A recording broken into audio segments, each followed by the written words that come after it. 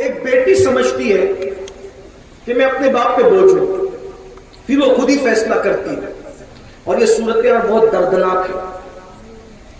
بیٹیاں اپنے باپ سے بہت پیار کرتی ہیں، بہت پیار کرتی ہے، وہ اپنے باپ کی تکلیف نہیں دیکھ سکتی، اور یہ جو ہم لوگ صرف راتوں کو جلسوں میں درد بھری باتیں کرتے ہیں نا، درد نہیں سمجھتے، یہ بہت دردناک صورتحال ہے۔ مہاراشٹر میں ایک لڑکی نے کسی منکر اسلام کے ساتھ شادی کی، تو جب لوگ اس کو منانے کے لیے گئے، پہلے تو اس نے ملنے سے انکار کیا، لیکن کچھ سنجیدہ علماء گئے، دردمند دل رکھنے والے، تو اس نے کہا اچھا تم بھی آؤ گے، مجھے گالیاں ہی دو گے نا، کوسو گے نا، یہی نا۔ کہنے لگی آج بھی میں مسلمان ہوں، لیکن میرا درد تو کوئی سنے کہ جو آتا تھا خوبصورتی کے باوجود صرف اس لیے مجھ سے رشتہ نہیں کرتا تھا کہ میرے باپ کے پاس بھیک میں دینے کے لیے جہیز نہیں تھا۔ اللہ اکبر اللہ۔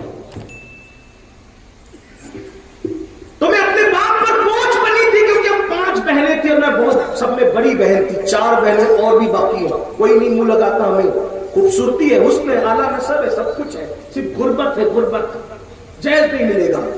اور یاد رکھنا ہر سال حج کرنے والوں، عمرہ کرنے والوں، حاجیوں، نمازیوں اور سفید کپڑے پہن کے دین کا چولا پہن کر درد بھری باتیں کرنے والوں، تم بھی جب اپنے بیٹوں کا رشتہ ڈھونڈنے جاتے ہو تو تم بھی مالدار گھر ڈھونڈتے ہو۔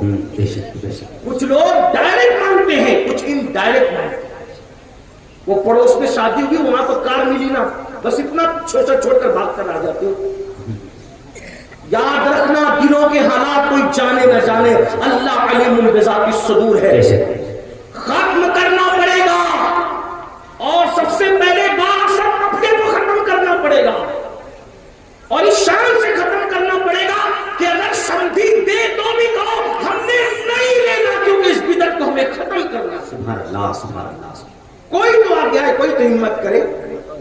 جل سے حل نہیں ہے، اصلاح معاشرہ کے لیے جل سے حل نہیں، عمل اس کا، بے شک بے شک، زندہ باد زندہ باد، میدان عمل میں قدم رکھنا اس کا حل ہے۔ ورنہ یاد رکھنا جب کوئی مسلمان کی بیٹی رسول اللہ کا کلمہ پڑھنے والی جب کسی غیر کے ہاتھ میں ہاتھ دے کر اسلام سے جاتی ہوگی تو تم پر کچھ گزرے نہ گزرے، گنبد خضرا کے اندر رسول اللہ کے دل پر کیا گزرتی ہوگی، کل حضور کو منہ کیا دکھاؤ گے، جہیز کو پرموٹ کرنے والوں اللہ کے رسول کو منہ کیا دکھاؤ گے۔ اگر حضور نے کہہ دیا میری امت کی بیٹیاں غربت کی وجہ سے غیروں کا ہاتھ پکڑ کر جا رہی تھی، اس وقت تو نے کیا کیا، اور اللہ نہ کرے انہوں نے چہرہ پھیر لیا، تو اس وقت آپ کے پاس جواب کیا ہوگا؟ کیا جواب دو گے؟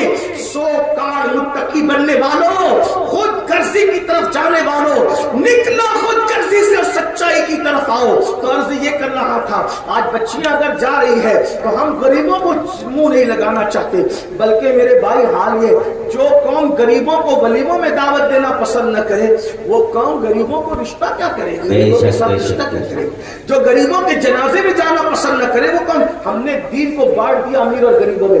اگر کسی جگہ کنڈا دینے والوں کی کثرت ہے، سمجھ جاؤ کسی امیر شہر کا جنازہ ہے، اور جہاں کنڈا دینے والوں کے لالے پڑے، سمجھ جاؤ یہ کسی غریب اور مفلس کا جنازہ ہے۔ بڑی معذرت کے ساتھ خوب گرے حمد سے تھوڑا سا گلا، میری برادری کے لوگ بھی وہی جاتے ہیں، الا ماشاءاللہ جس جنازے کے بعد ان کو ایصال ثواب کے نام پہ چندہ ملنے والا ہوتا ہے۔ نادانی نہ کرو، نادانی نہ کرو۔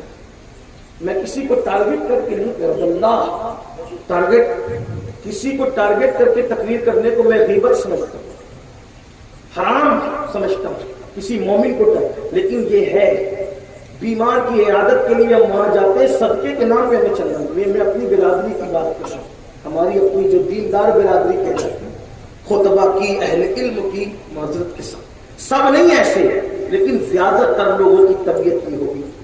آپ سے پوچھتا ہوں، چندہ بڑا ہے یا کسی کا ایمان بڑا ہے؟ آپ بتائیں، اگر میں اس نیت سے کسی کے گھر جاؤں کہ مجھے چندہ ملے، کہ اس سے بڑی نیت یہ نہیں ہے کہ میں جاؤں گا تو وہ سنی رہ جائے گا؟ اس سے بڑھ کر کیا بات ہے؟ سبحان اللہ، اس سے بڑھ کر کیا بات ہے؟ اور ایک بات یاد رکھنا، دین کا کام چندوں سے نہیں ہوتا، دین کا کام میرے اللہ کے کرم سے ہوتا ہے۔ بے شک زندہ باد زندہ باد۔ میں آپ کو مشکور کرنے نہیں آیا، لیکن بڑی معذرت، ہم نے دین بانٹ دیا، بلکہ ہم خیریت بھی پوچھتے ہیں نا تو لباس دیکھ کر پوچھتے ہیں.